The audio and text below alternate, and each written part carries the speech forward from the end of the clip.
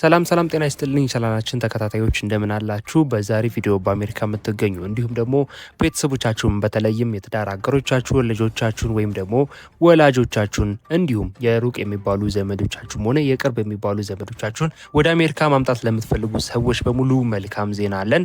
የትራምፕ አስተዳደር ካወጣቸው አዳዲስ ጥብቅ መመሪያዎች ጎን ለጎን ማለት ነው ቤተሰብን በፍጥነት ማለትም የቤተሰብ አባሎቻችሁን እንዲሁም ደግሞ የሩቅ የሚባሉ ዘመዶቻችሁን ወደ አሜሪካ ጓደኛም ጨምሮ ማለት ነው በፍጥነት ወደ አሜሪካ ማምጣት የሚያስችል አዲስ አሰራር አዲስ አካሄድ ይፋ አድርጓል። በዛሬ ቪዲዮ የምነግራችሁናል። ሙሉ ቪዲዮን ተከታተሉ። ለዚህ ቻናል አዲስ የሆናችሁም ቻናሉን ሰብስክራይብ ማድረጋችሁን እርግጠኛ ሁኑ። እንዲሁም ቪዲዮን ላይክ ያደረጋችሁ ጀምሩት። ወደ ጉዳያችን ንግባ። የእነዚህን ዌብሳይት ሊንክ ዲስክሪፕሽን ቦክስ ውስጥና የኮሜንት መጀመሪያ ላይ ያስቀምጥላችኋለሁ። እንደሚታወቀው ባለፉት ወራት በአሜሪካ ኢሚግሬሽን ፖሊሲ ላይ ማለት ነው በርካታና ጥብቅ የተባሉ ለውጦች እንደተደረጉ ይታወቃል። በተለይም ደግሞ በሀገር ውስጥ ሆኖ ማለትም በአሜሪካ ሆኖ ማለት ነው የሰነድ ማስተካከያ አጀስትመንት ኦፍ ስታተስ ሂደቶች ላይ ከፍተኛ ውጥረት ነግሶ እንደነበረ ሁላችንም የምናውቀው ነው።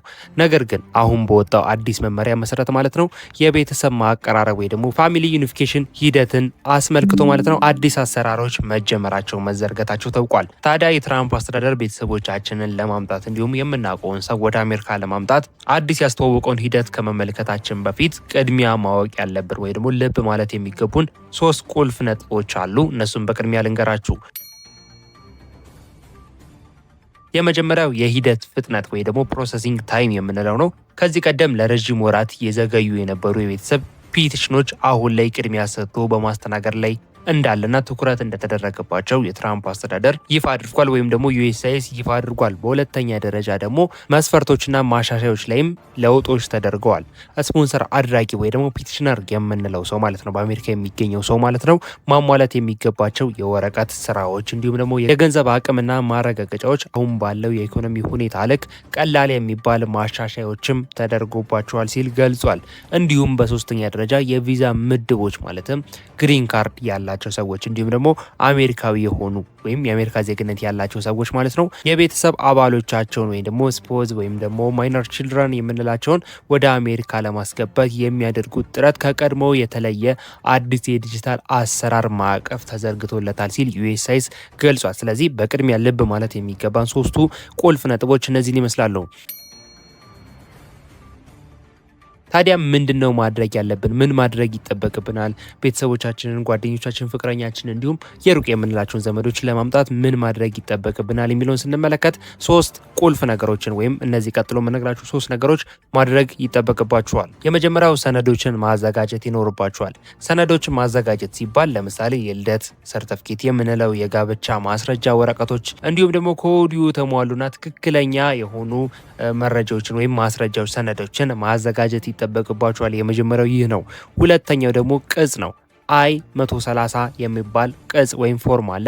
ይህንን ፎርም በትክክል መሙላት ይኖርባቸዋል። በስተት የተሞሉ ፎርሞች ጉዳያቸው እንዲዘገዩ ስለሚያደርግ ከቻላችሁ በራሳችሁ ከእናንተ አቅም በላይ ከሆነ ደግሞ በባለሙያ በመታገዝ መሙላት ይኖርባችኋል ተብሏል። እንዲሁም ደግሞ ሶስተኛው ኦፊሻላዊ መረጃዎችን ብቻ መከተል እንዳለባችሁ ተገልጿል። ለምሳሌ ከዩኤስሲአይኤስ የሚወጡ መረጃዎችን ብቻ በቀጥታ መከታተል ማለትም መግቢያ ላይ እንደነገርኳችሁ የዌብሳይቶቹ ሊንክ ዲስክሪፕሽን ቦክስ ውስጥና የኮሜንት መጀመሪያ ላይ ያስቀምጥላችሁ ያልኳችሁ ለዚህ ነው። ስለዚህ የዩኤስሲአይኤስ ኦፊሻል ዌብሳይቶችን እንዲሁም የኦፊሻል መረጃዎችን ብቻ መከታተል ይጠበቅባችኋል ተብሏል። ስለዚህ ማድረግ ያለባችሁ 3 ነጥቦች እነዚህ ናቸው።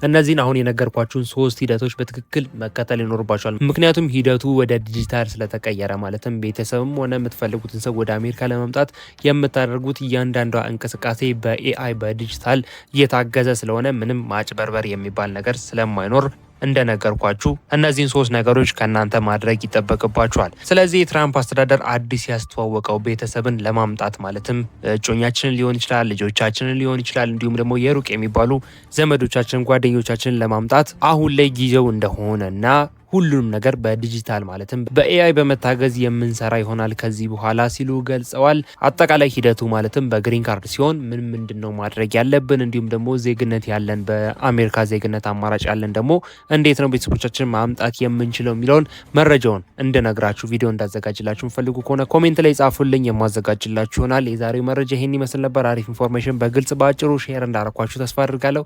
እጅግ በጣም አስደሳች መረጃም እንደሆነ እርግጠኛ ነኝ። ሀሳብ አስተያየት እንዲሁም ጥያቄ ኮሜንት ላይ ጻፉልኝ። እንደነገርኳችሁ ቪዲዮ እንድሰራው የምትፈልጉ ከሆነ ኮሜንት ላይ ሀሳባችሁን አሳውቁኝ።